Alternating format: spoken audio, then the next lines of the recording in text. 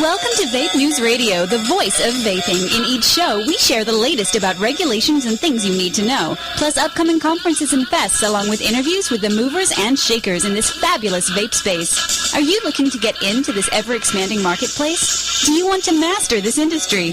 Listen up as Norm Bauer, the Vape Mentor, shares it all. And here's your host, Norm Bauer. Well, we know how to keep you guys online. We know how to create avid and rapid fans out of you, and that is we're going to buy your loyalty. We're going to bribe you because we're going to have a question of the week that we're going to be pulling out once every show. And if you, in fact, are the question of the week, you are either going to get a one-year subscription to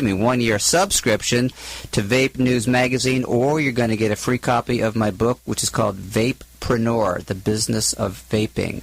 So send your questions to norm@VapeMentors.com. Make sure you let us know that this is specifically for the show. And giveaway number 2, for those of you who listened to last week's show or the Part 1 show, we actually had an interview with Adam from V2 Electronic Cigarettes, and they created a line of female-centric cigarettes, and they're called Les Essentials. And so we had a contest that basically said, if in fact you heard, send us an email with the subject line V2 e-cigarettes, and we're going to put you in a drawing. So for those of you ladies out there who would like a really awesome little kit, an e-cig kit that's very feminine, very smooth, very sexy.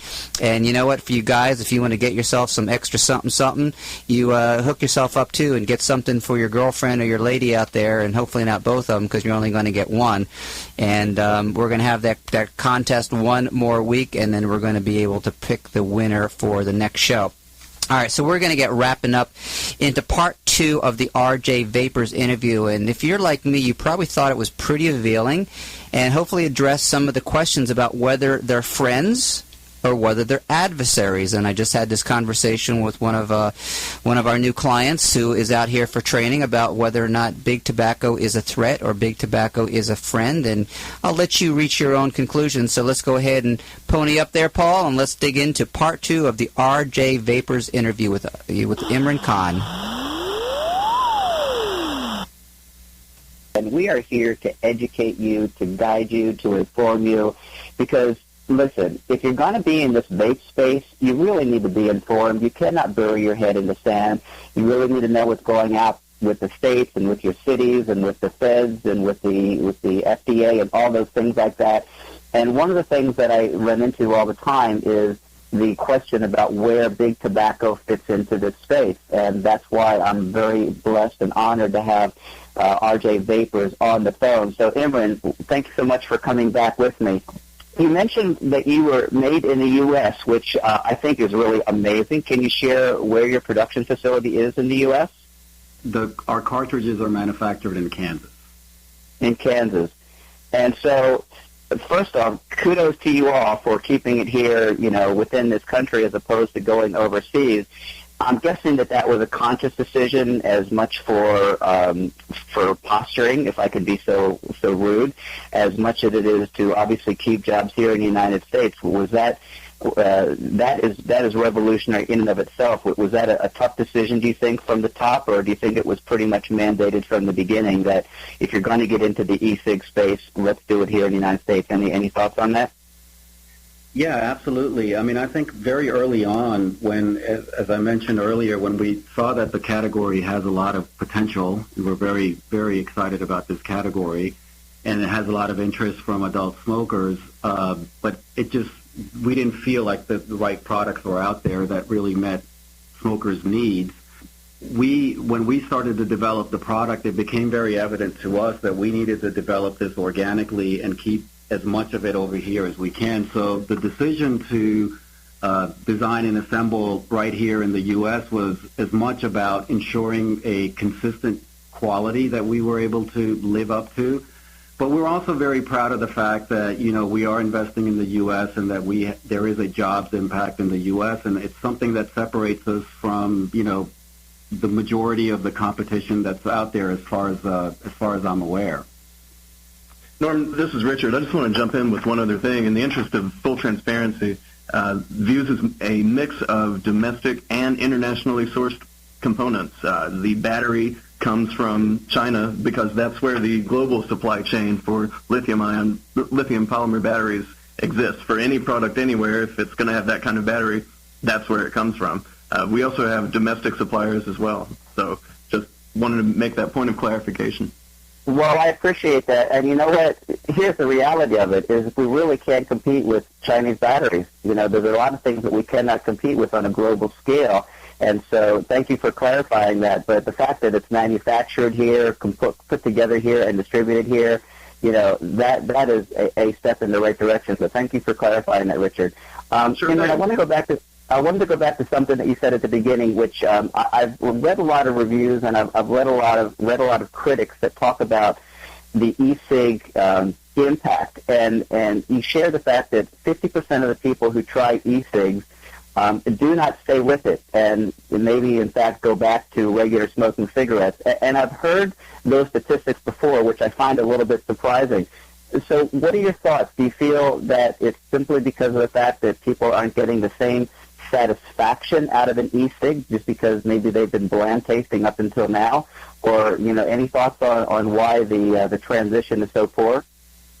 Well, I mean, I think it does have mostly, of course there's not going to be an electronic cigarette or a vaping device that offers you exactly the same experience as you would with a traditional cigarette. But given the fact that there is a lot of interest from adult smokers into switching to these kinds of products, we really do think that the main issue here was the fact that there are not products out there on the market today that were meeting consumers' expectations. And it was not just because of the taste and the flavor profile, but it was also because of the overall experience of the device itself. And so when we went out into Colorado, we set benchmarks into what a successful launch for us would really be, and we looked at it as sort of three different big buckets. The first one was, of course, once we introduced our product into Colorado, would we attain market leadership, which is our goal? But secondarily, we were also looking at the fact that can we grow the category? Can we bring more adult smokers from cigarettes, traditional cigarettes, into the electronic cigarette business? And then third of all, most importantly, which, goes back to the point that I was making earlier, which is lots of interest. We've seen 50% of adult smokers try these products, but very few of them actually switched over completely, which is our ultimate goal, is do we see indications coming out of our Colorado market that, show us that switching is actually happening? So going back to these, in Colorado, and I can say this about Utah as well, although we haven't been in Utah quite as long as we have been in Colorado, Vuse is the market leader in both Colorado and Utah, clear market leader. In both of those states, if you look at the category before Vuse actually came into the market and compared it to the category after Vuse came into the market, the category has grown significantly. So we are very pleased. We're very pleased with the fact that we have brought, more adult smokers into this category. And then the indication that we have that switching is actually happening, which is our goal, as I mentioned earlier, is that if you look at our sales, the ratio of our sales when you compare cartridges to the actual power unit itself, the cartridges significantly outsell the power unit, meaning that consumers are buying our solo product and then switching over and buying cartridges on a regular basis. And that to us indicates that, switching is actually happening, which is very, very important for us. Interesting. Well, just to kind of lay a little bit of the foundation, I've actually written about the generational differences between the baby boomers, which I am, the Gen X's, which are the generation below, and then also the millennials. And I've actually written several articles about which generation gravitates towards which particular product. So it just so happens that I primarily deal with the vaping industry, which is not exclusively, but has been primarily run by millennials. And the market, the actual B2C, has also been millennials, but now the Gen X's and the baby boomers are coming in. But a lot of the baby boomers and a lot of the Gen X's, they don't want to fiddle around with mods, they don't want to fiddle around with pens, they don't want to fiddle around with, refilling things and dealing with batteries and wicks and what have you.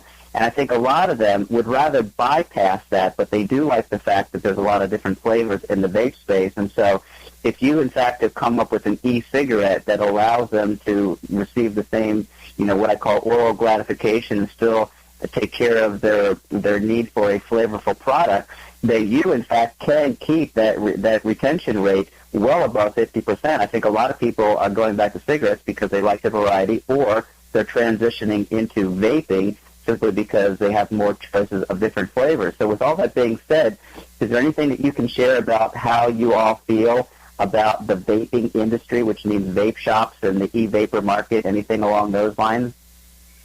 Yeah, going back to where you started with this, we in our research have seen that the opportunity for electronic cigarettes is actually very broad, in terms of demographics, in terms of, other things that we look at. The interest in the category is very broad, unlike lots of other traditional tobacco products. In terms of flavors, our strategy was that we are trying to switch adult smokers into electronic cigarettes, and the two dominant flavor profiles, if you will, or tastes in the traditional tobacco industry are menthol and non-menthol. And so that's what we have launched with. And again, going back to the results that we're seeing in terms of switching in Colorado and Utah, at this point it seems to validate the strategy that we've taken by offering these two flavors in Utah and Colorado. Our biggest the biggest thing that we are looking to do is to market these products as responsibly as we possibly can. And, we don't market our products to anybody that's not 21 or does not use tobacco. And so when it comes to flavors, I can't speculate on what we would do in the future in terms of offering variety and flavors, but we continue to monitor the market and look at it very, very closely on an ongoing basis. I wouldn't say that we're completely closed off, but I can't speculate what we would do with flavors down the road as long as we're able to market them in a responsible manner. If the marketplace takes us to that place, then we will certainly look at it in the future. That's awesome. All right, so we're coming down to the last couple of minutes, and I want to talk about the big bad boy in the room, the one that's hiding over there in the corner, the 800-pound gorilla, so to speak, and that's the FDA. This whole industry, both the industry that you are involved in e-cigarettes, and the one that I primarily deal with in vaping, is highly controversial, highly contentious. You have states that are now basically saying you can't do certain things, but more importantly, you have cities that are now putting moratoriums on that say you can't vape out in the open, you can't vape in any city buildings and what have you. And, of course, just recently, the FDA finally came out with a 260-plus page guideline of the direction that they seem to be going toward, which a lot of the cities and a lot of the states have been actually saying we're going to take this wimpy approach simply because the FDA has not provided any guidelines. So now the FDA is, in fact, providing some guidelines. Can you speculate, or do you have anything that you can share as far as where you see the direction of the FDA, and are you more or less pleased with what came out, or do you have any thoughts on the regulations that they just posted recently? Well, what I can say on the regulations is that we are continuing to review the regulations. As you mentioned, there are over 260 pages, and there are a lot of details in there, and they just came out very recently. So we're continuing our evaluation. Our legal folks are doing that. We intend to comment in the public comment period and make our views known at that time. Generally speaking, when it comes to regulations, though, and we've said this in the past, is that, we feel like as long as their FDA regulations do not discourage switching from traditional tobacco products into electronic cigarettes, vape type of products, or don't hinder the innovation that can happen in this space, then we feel to a degree that they're appropriate. And we, in terms of local legislation and the local laws that are being passed, we believe that vaping products are different than traditional cigarette products, and as such should be looked at it that way, and the rules and the regulations should be reflective of that. And thank you for that. And I realize it's a very slippery slope, and I realize that you have to be very judicious on the words that you use. So thank you for sharing that degree of insight. I think on behalf of a lot of our listeners, they have misconceptions of where you as an industry and you as a company kind of fit into it. But I, for one, am very pleased that Big Tobacco, including yourselves, is getting into the vape space, because the reality of it is that you all bring an amazing amount of resources, an amazing amount of precedent and history, and also, to be blunt, you bring an amazing amount of money. And so to basically provide government changes and alterations takes all those things, especially money. And, I looked at what's happening in the legalization of marijuana industry, and I'm surprised it's taken 40 years to get to this point. And granted, we only have it in 2 states, but I'm, 100% absolutely certain that we will have legalized marijuana within, a short handful of years, simply because the country is getting more liberal along those lines. And when it comes to vaping, I think that it's just a matter of time before the FDA comes out with what I would consider to be final regulations. And yes, there's going to be restrictions, and we absolutely support the ban on sale to minors. I mean, that goes without statement. But really, what it's all said and done is that people should have a choice. People should have a choice, and as long as they aren't killing other people, and as long as they aren't hurting other people, I mean, the reality of it is that people should have the choice of buying an e-cigarette. They should buy a Vuse, and they should have the ability to vape. And, the government really doesn't have much to say about that. And you don't need to comment on that. That was me just getting on my soapbox, simply because I thought it was important to kind of know my position and Vape News Radio's position on the fact that we absolutely are very pleased and very happy that you all, RJ Vapors, is getting into this business, and we are here to support you. And if there's anything that we can do to help your cause, which means help our cause, I want you to know that we as a company and all of our listeners and our listeners that will come around, we are absolutely on your side. If there's any petitions that need to be signed in regards to anything that needs to make changes or transitions, you have a legion of fans, whether you know it or not. You absolutely do. Well, thank you very much for that, Norm. I mean, I can tell you that there is an excitement and passion, and I've been with RJ Reynolds now for 20 years. It'll be 20 years for me in July. The excitement and passion that, on the Vuse team and within the company overall is just huge right now, and we see this as a really big opportunity, and we intend to capitalize on it. So thank you for having me.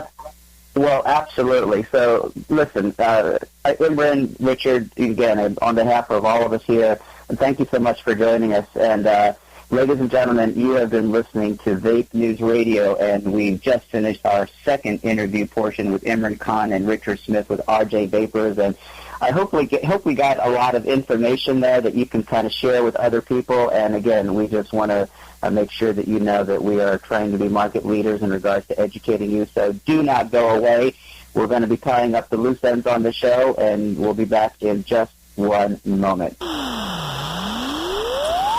All right, let's tune back in here to our live version with the Vape Mentor, Norm Bauer. What are your takeaways from that? Well, I got a lot of takeaways, but it's not so much my takeaways. I want to know what our listeners think. I want to know what you think out there, guys. What are your questions? What are your comments? Send them to norm@vapementors.com. Again, we're going to have a question of the week, and we're going to have a drawing for a free 1-year subscription to Vape News Magazine or a free copy of Vapepreneur, the new book that I have coming out in probably June. It kind of got pushed back a little bit just because of things that got in the way. But again, just to put a recap on that, we love the fact that Big Tobacco is in this space. I have conversations going with Altria and Laura Lar and Enjoy, and hopefully we'll be able to get them on the air in the next couple weeks. I'm going to be going to Chicago, and I'm going to again connect with Cynthia Cabrera with Safada. She's the executive director. I have an interview with her already in the can, so to speak. So we're going to have that in future shows, along with Don Boers, the guy that started the NATO. The whole NATO movement, which is the National Association of Tobacco Outlets. So we've got lots and lots and lots of content. Would you like to be part of the show? Would you like to be a guest? Do you have something interesting to share? Would you like to be an advertiser? Give us a call at 949-495-6162. And that about wraps up show number 2. Have yourself a great next 2 weeks, and we'll talk to you on the flip side.